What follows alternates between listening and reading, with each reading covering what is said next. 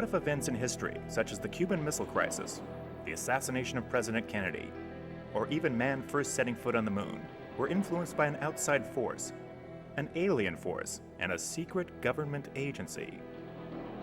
Executive producer Bryce Zabel. The premise of Dark Skies is that the entire UFO cover-up began for real in 1947 with the Roswell crash. We pick our story up in 1961 with the arrival in Washington, D.C. of our main character, a young man named John Loengard. Eric Close plays John Loengard, and Megan Ward plays his girlfriend, Kimberly Sayers. Her and her boyfriend, John Loengard, moved to D.C. to start this life that they've dreamed of. They're very idealistic. At the same time as that they're idealistic, they're incredibly innocent and very unaware of the politics that actually go on in D.C. He gets to Washington and things are going great. He gets a job right off the bat with a congressman, and he's kind of running coffee and donuts at first, and then things take a drastic turn. And what he finds is that there's a darker truth underlying it all, which is that since 1947, the government's had a UFO, and currently they have a huge organization known as Majestic 12. He also learns that Majestic 12 is keeping this information from the public, even from the president. And through their eyes, we're able to see that, in fact, there are some things that have happened that maybe were a little different than the way we thought they went down. And once you interpret everything through the filter of UFOs are real, you begin to see the whole world differently. Francis Gary Powers, in our view anyway, in Dark Skies, was not on a spy mission over the Soviet Union when he got shot down. He was following a UFO and got permission to break the Soviet border to continue following it, and the UFO shot him down. And the cover story is that he was on a spy mission over the Soviet Union. I got a jet! I got a jet! Co-producer Bernie Laramie. And the idea of this is that our heroes can appear anywhere in history. So what we're doing is we found a strategic shot where Jackie is standing with a door behind her, and we've carefully plotted our whole scene out so that our hero walks out of the correct door. We will try and make the effects fit as well into the story, as credibly into the story, so that everybody watches the story. Working on Dark Skies has changed the opinions of Eric and Megan regarding extraterrestrial life. I don't see how it's possible that we could be the only life in the entire universe. I have more of an open mind now. Even though I haven't seen anything, there's no direct proof to me, it really has made me think twice about it, and it's exciting, and it's very possible. And you can't help but think, well, it could be true. We are not alone, but I wish we were.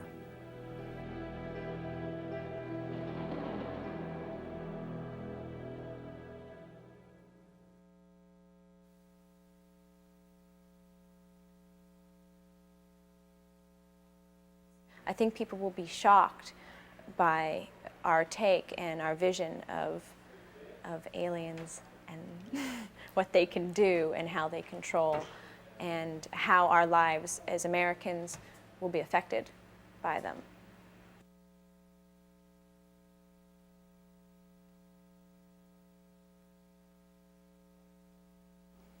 There's a lot of credible evidence. There's too many people with too many deathbed confessions of things that they witnessed and saw at Roswell to make it easily dismissible as a hoax.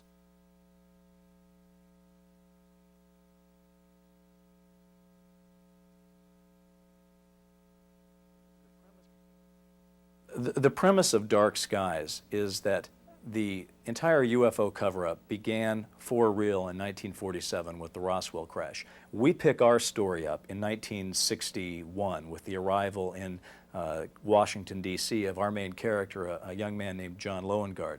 And Loengard represents our everyman. He's seeing the world through the fresh new eyes of Camelot, And he's very optimistic about the world, as many of us were in those years. And what he finds is that there's a darker truth underlying it all, which is that since 1947, the government's had a UFO. They've had bodies, and they've autopsied them. They'd studied the UFOs, and currently they have a huge organization known as Majestic 12, which actually has headquarters underneath Union Station in Washington, D.C., and that Lone Guard becomes a part of that and ends up working in the cover-up for a number of years before he too is expelled from the organization.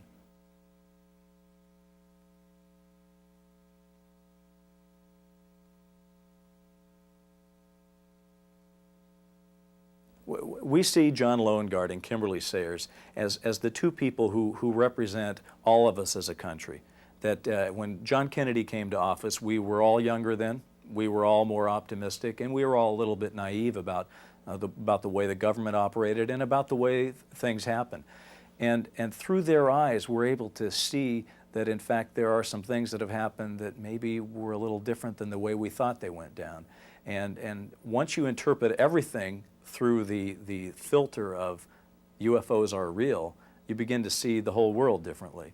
And that's what we're arguing. We are arguing, quite simply, that if we did get a UFO in our possession in 1947, then it didn't just happen in a vacuum. We didn't just get a UFO and then life went back to normal. No.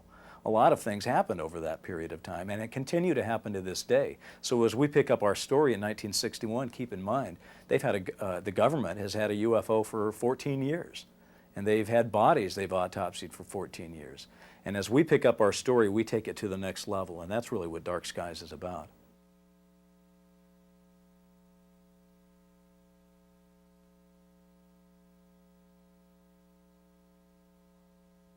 We're going to touch a lot of events that you're pretty sure about, that you remember them from the news, but we're going to put a new spin on them. Everything from the moon landings to Watergate to the SDI space defense system to literally the New York power blackout of 1965. You name it, we're going to put that spin on it. And I think that the ride that we take people on will be a roller coaster that they just won't want to get off of.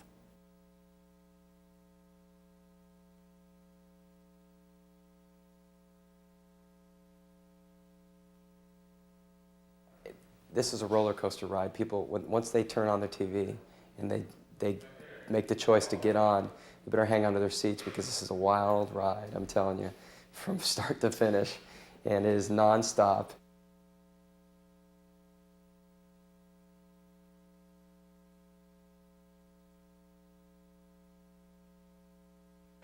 We don't have the Russians to kick around anymore, or the commies to kick around, you know.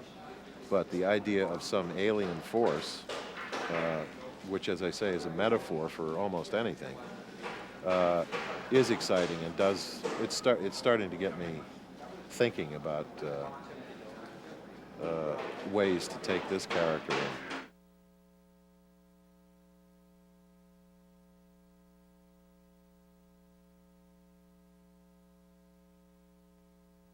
But just taking the way any conqueror conquers another people, how do you get them under your control? Now that is interesting to me, because that fits right in with my own personal paranoia.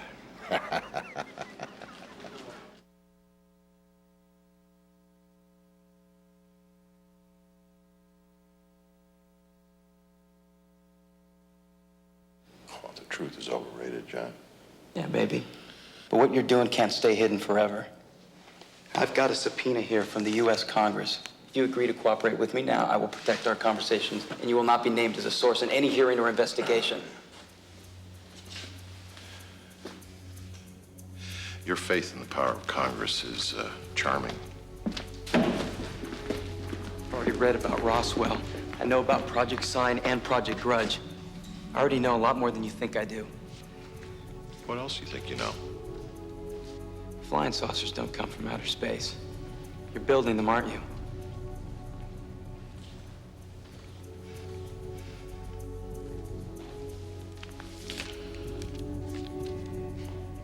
Subpoena for a Chinese laundry. You really got an iron set of them, don't you, son? When I have to.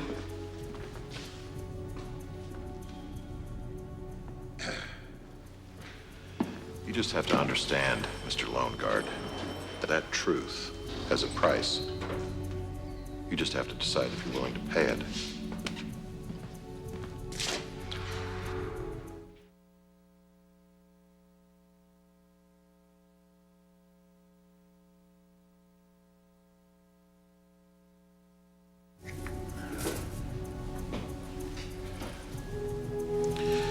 I wear this to remind me that whoever did build these ships, their knowledge is formidable. Think it's the Russians?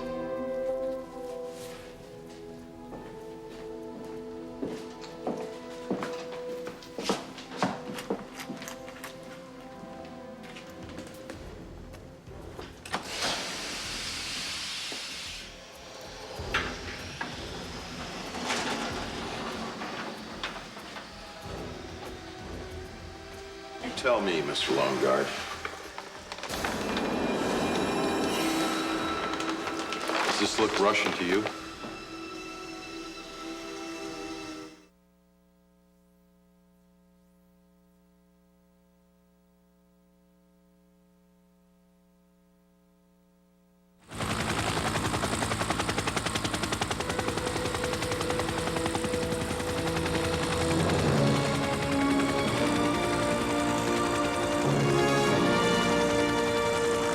Outside, 9 o'clock.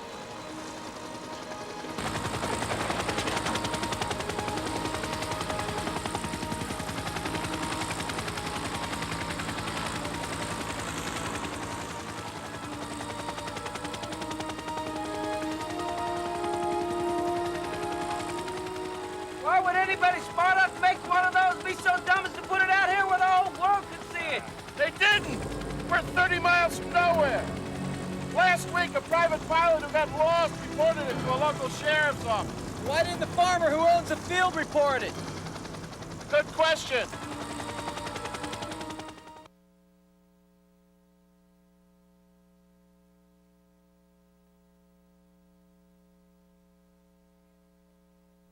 You see any strange lights in the sky over the last month or two? Why, you seen some? My God, this is amazing. The stalks are laid down perfectly, and it looks like they're woven together.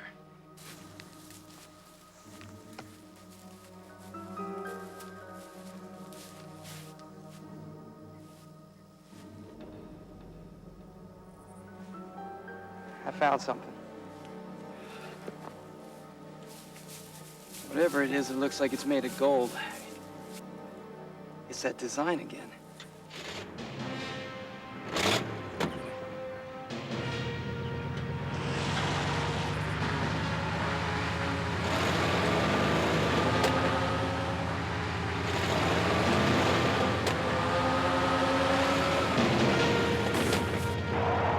Help!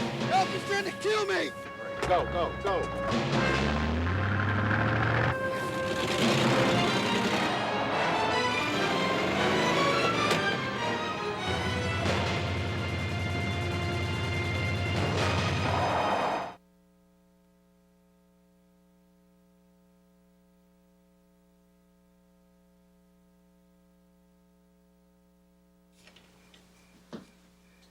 Good question is, do you go for the color pieces first, or do you try to get all the straight edges? You know, the thing I love most about you, John, is how we could always talk about anything. I thought you were my best friend. Have you been lying to me, John? What are you talking about? I know you're lying. I went to your office, and I talked to your weirdo boss. You were not working late. Pratt says that you told him that your uncle died. What uncle?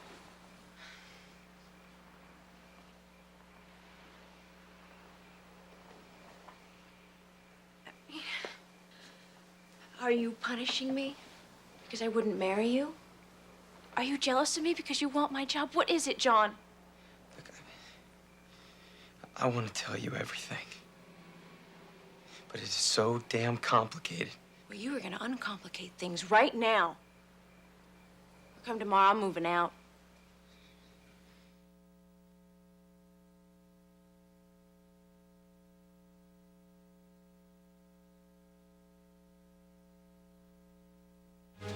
is not a reason good enough to explain why you're here. Well, since the world seems to be going up in smoke, I thought we could bend the rules a little. What do you want, John? I know it's always changing with you, but what I want is the truth about this Cuba thing. I am under no obligation to discuss this with you. See, that's what I'm talking about. Who exactly are you obligated to discuss this with? Because while I'm watching the TV, and maybe I'm naive, but I keep asking myself whether Kennedy has told Khrushchev about Patient Zero. Because if he did, I don't see how they could be threatening each other like this. You're scared, John. Why don't you go home, be with Kimberly? She's probably pretty scared, too. We're all scared. You're the only one who's not. Well, they're gonna work it out. They have to.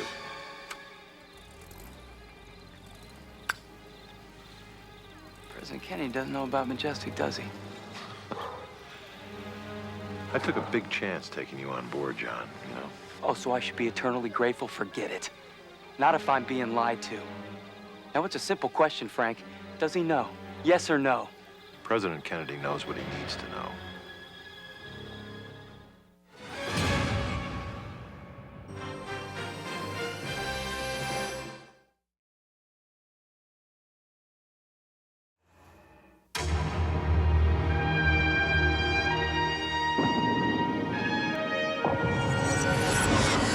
My name is John Lowengarde. I'm recording this because we may not live through the night. They're here, they're hostile, and powerful people don't want you to know. History as we know it is a lie.